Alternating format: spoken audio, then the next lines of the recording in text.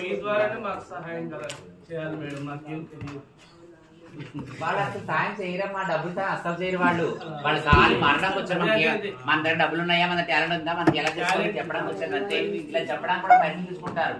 ఈ మాటలు మీకు అర్థం కావట్లేదు.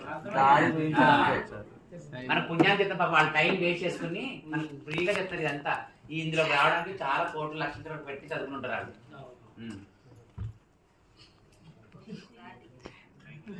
ప్రాక్టికల్ చెప్తే అర్థమైంది అందరికి. ఏమన్నా ఇప్పుడు ఇట్స్ ట్రూ, యువర్ రైట్.